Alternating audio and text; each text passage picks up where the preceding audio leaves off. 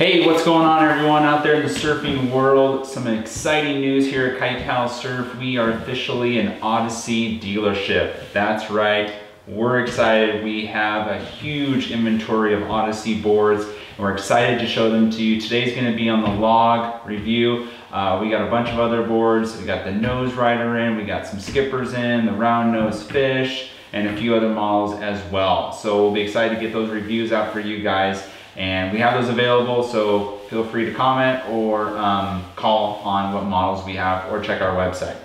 So let's talk about the dimensions of this board. It comes in a 6 foot, 7 foot, 8 foot lengths. Starting off with 57 liters in the smaller one, 72 liters in the 7 foot, and then 86 liters in the 8 foot. Definitely something for everybody on those volumes. As far as the width goes, on the 6 and the 7, they're both at 22 inches wide, and the 8 foot being 23 inches. So wide enough for a lot of stability for those early pop-ups when you're first learning how to surf. And then moving on from that, obviously the material on top is incredibly soft. Some people don't wax it, but I recommend, and most people will recommend, that you should be waxing these boards. So get a good wax on there. It's gonna help your surfing out a lot, especially when you're learning to surf. Moving on from there, on the top, we got these, they put these slick bottoms bases on, and it's durable. It helps the board slide through the water smoother, and they're able from that to put a really cool finish on these boards. And that's one of the awesome things about Odysea boards, is just the aesthetics of these boards that you just don't do with the standard surfboards. Is you're able to do these really cool prints, whether it's just a stock color or the pro model colors. They're just really cool to add some flash and flare to whatever your personal preference is with colors. So pretty neat that they're able to do this with the color schemes. Moving on from there, this one's obviously set up with a thruster fin set. Comes with some pretty basic plastic fins, nothing exciting, but they work great.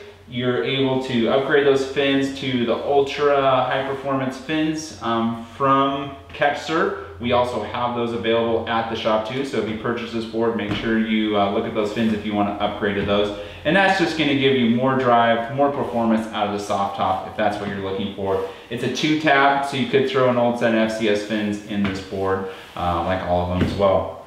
Moving on from there, in the tail, they put in these bumpers.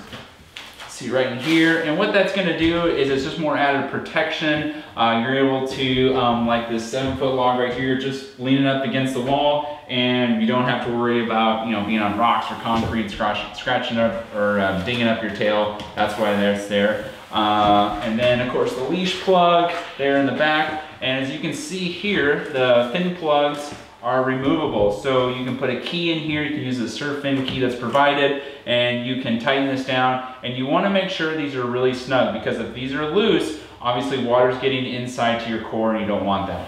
So they run a triple stringer through them, so not like a cheap foam board that's gonna bend, flex on you. These are incredibly stiff, soft top boards, so you're getting a lot of performance for a soft top in the construction. And honestly, we've just built a name for themselves of just being really good, solid soft tops that are durable, that are gonna last, and they're gonna surf really well.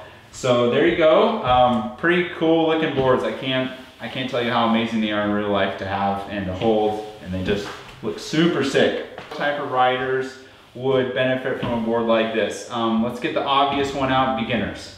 There is so much volume packed into this board that most other board competitors, if they tried to get this much volume, the board would be like 7.5, 8 feet long, and this is only 6 feet. So they're able to pack a ton of volume in such a small board at 6 feet, and even at 8 feet, being in the 80 liter range. I mean, that is so much volume, and that's all it's gonna help you do is keep you on the surface of the water more, and it's gonna help you get into those waves early, and it's gonna provide that stability you need when you're learning how to surf.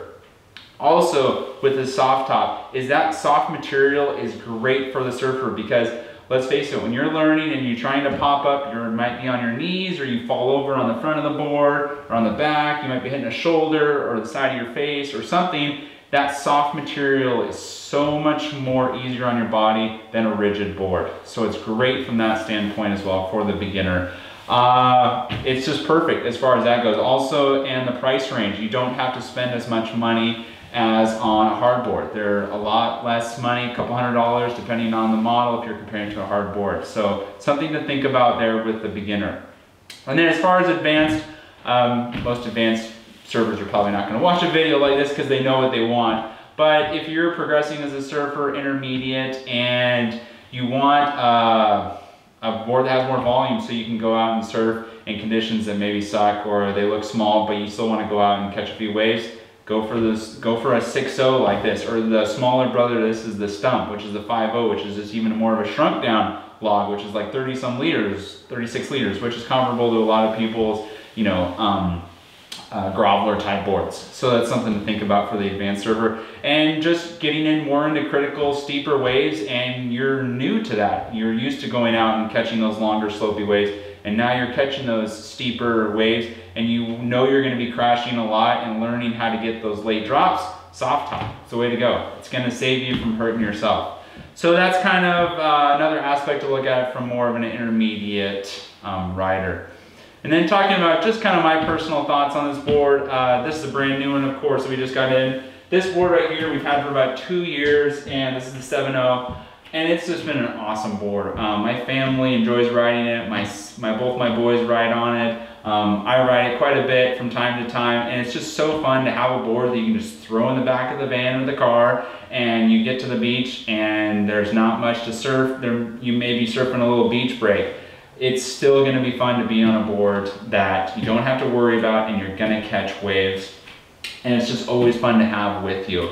So I can't say enough fun things about these boards. You can see on mine I put this GoPro mount to shoot videos. That's just something extra I've added. You just put it right through here, just kind of go around the stringers, and you're good to go there. Of course, it's all waxed up, and this is what it looks like after a couple years of use. As far as my only con would be it's durable, but on this seam where it goes from the slick to the foam, there's this section right here, and it definitely is susceptible to some small cracks if you were to damage it. So you'd have to repair those. I've had to do a couple repairs up into here, but if it was a hard board, I'd be repairing it as well. Also, when you sometimes, if you were to mount a board like this on your roof rack and you strap it down really hard and you leave it in that strap position for several days, it can cause a little bit of damage in these areas. So maybe if it's on your car, make sure you maybe loosen that strap up or throw it in an Odyssey